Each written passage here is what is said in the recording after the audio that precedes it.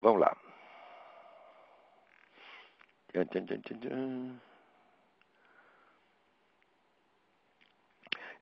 Aqui, essa é muito interessante. Adriano Dal Bosco. O senhor impressiona pela sua capacidade de citar e comentar livros, sendo que muitas vezes o senhor não só cita o nome do autor, óbvio, como também puxa a frase lá de dentro. Outro dia, se não me falha a memória, o senhor disse que um estudante sério deveria ler pelo menos 87 livros por ano. Não lembro se o número é exatamente esse. Não, não é exatamente 87, é mais ou menos 80. Ao que parece, o senhor se sente tranquilo ao recomendar isso, porque habitualmente supera essa marca. Supero mesmo. Sendo assim, gostaria que o senhor pudesse nos ensinar um pouco sobre o seu método de estudo. O senhor faz leitura dinâmica, faz anotações em ficha, utiliza um banco de dados no computador? Não. O que eu descobri é o seguinte, é que se você tem uma biblioteca e ela está, vamos dizer, organizada por assunto, note bem, não é organização geral. Você tem que fazer uma organização de acordo com as suas áreas de interesse ou com aquilo que você está pesquisando. Então, eu separo meus livros, não pelos rótulos gerais dos assuntos, mas pelos tópicos que eu estou estudando. Por exemplo, eu tenho uma estante inteira só de anticristianismo. Tenho outra estante a respeito, vamos dizer, dessa transição da Idade Média para o mundo moderno, onde eu localizei ali o fenômeno da paralaxe cognitiva. Então, tenho uma estante de paralaxe cognitiva. E os livros que não estão sendo usados, então, são classificados pelos assuntos, vamos dizer, estereotípicos, né? História da filosofia, religião, etc, etc. Mas o que mais interessa é a organização funcional em torno dos pontos em estudo. Se você tem isto, você não precisa fazer ficha coisa nenhuma, porque a biblioteca já é ficha, pô. Quer dizer, você usa a própria biblioteca como fichário. Tá certo? Bastando você ter, vamos dizer, assinalado nos livros, os pontos que lhe interessam. Quer dizer, isso é um hábito tão antigo que eu simplesmente não consigo ler sem um lápis na mão. Eu, se tiro o meu lápis, eu fico analfabeto. Né? Eu realmente não consigo mesmo, fico absolutamente desesperado. Às vezes, quando eu ia viajar, estava no ônibus, percebi, esqueci o lápis, falei, pronto, fudeu. Agora não vou conseguir ler o livro, né? Então, assim, você vai anotando só os tópicos que te interessam. Não rabisque livro inteiro, não, você tá entendendo? Porque senão você vai se confundir. Você tem que marcar só os pontos que interessam. Né? Então, eu tenho muito livro aqui que eu vou lá, né, com lápis, leio par, que não interessa nada. Lá no meio tem um pedacinho marcado. Esse pedacinho entra nos meus arquivos. Então, essa é a primeira coisa. E segundo, não faça leitura dinâmica, não.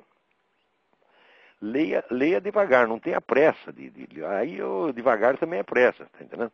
Porque senão isso aí vai dar com muita pressa, dá ejaculação precoce, tá entendendo? Não é isso que você tem que fazer, você tem que ler para entender, tá certo? E não creia que você entendeu a página se você não é capaz de expô-la com suas próprias palavras. Quer dizer, por exemplo, pessoal, recomendo quando você aprende uma língua estrangeira, que você passe a raciocinar nela. Eu não faço isso de maneira alguma. Tudo que eu leio, em inglês, francês, italiano, espanhol, até um pouquinho de alemão. Eu leio alemão com muita dificuldade, mas leio. Tudo isso eu traduzo mentalmente. Por quê? Para ter a certeza de que eu apreendi a ideia. Entendeu? Então, quer dizer, eu vou devagar. Agora, o devagar também é pressa. Entendeu? Se você vai com interesse de ler, também você não pode esquecer aquela recomendação do Antonin Saint-Ange no livro A Vida Intelectual, que ele diz que existem vários níveis de leitura, tá certo? Existe a leitura formativa, a leitura informativa, quer dizer, a leitura de inspiração e a leitura de divertimento. Então, quer dizer, em geral, eu estou com alguns livros que são centrais para o que eu estou estudando nesse momento, e esse livro eu não me incomodo de levar 1 ano, 2 anos para lê-lo. E em volta, quando eu canso disso, eu vou lendo outras coisas mais rapidamente, pelo menos para me informar sobre o que são os livros. Se algum dia eu precisar voltar a eles, eu volto. Por exemplo, eu estou aqui no livro The Ecumenic Age, a Era Ecumênica, do Eric Fögelin. Eu acho que eu estou com esse livro, já é o segundo exemplar que eu tenho do mesmo livro. Eu estou lendo esse livro faz uns 3 ou 4 anos, porque toda hora eu volto a ele. Tá entendendo? Tanta coisa que tem lá dentro, e cada vez que eu volto lá, eu descubro que tinha maiores profundidades que eu não tinha pegado. Outra coisa que eu recomendo para você é o seguinte: não discuta com o autor enquanto você está lendo. aceite tudo como se fosse a mais pura verdade. Tá certo? Quer dizer, raciocine como ele. Faz como você faz quando vai ver um filme. Um filme o que que é? Você assistir um filme é como se fosse um sonho. É você que está sonhando. Quer dizer, na hora que você vê aquelas imagens fluindo, você está assistindo aquilo como se você estivesse sonhando. Então você assume o sonho, você não critica o sonho. Né? Depois que você acorda, que você vai ver se aquilo é possível ou não é possível.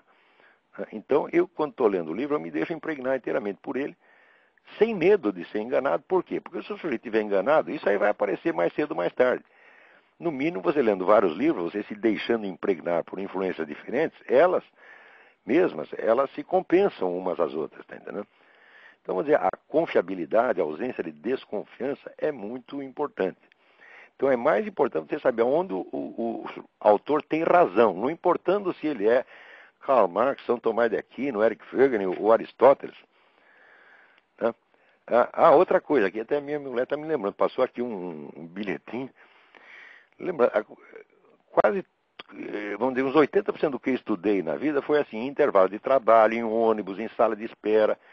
Onde quer que eu vá, eu tenho horror de fila, eu tenho horror de ficar esperando sem fazer nada. Então eu ando com 2, 3 livros para todo lugar que eu vou por uma mera questão de precaução. Vai que o nego me bota numa fila, eu já tenho o que fazer. Né? Então, assim, esse trabalho constante. Né? E tudo depende, no fim das contas, a coisa fundamental em qualquer estudo é o interesse verdadeiro, tá certo? É que determina a sua capacidade de estudo. Não é o seu QI, tá certo?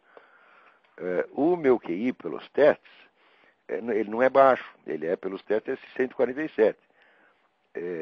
Mas é inferior ao da Madonna, como você pode perceber, tá certo? Mas eu tenho a impressão que esse QI aumentou, porque eu, quando era moleque, eu era muito burro. Mas o interesse verdadeiro de saber, ele torna você inteligente, entendeu? Se você quer saber mesmo, ninguém segura. Entendeu? Então, sempre o interesse. Outra coisa, não estude coisas só por obrigação exterior. Fuja disso. Né? Só estude aquilo que você tem realmente interesse. Bom, esse não é um método, é apenas algumas dicas soltas. Tá bom? Espero ter ajudado em alguma coisa.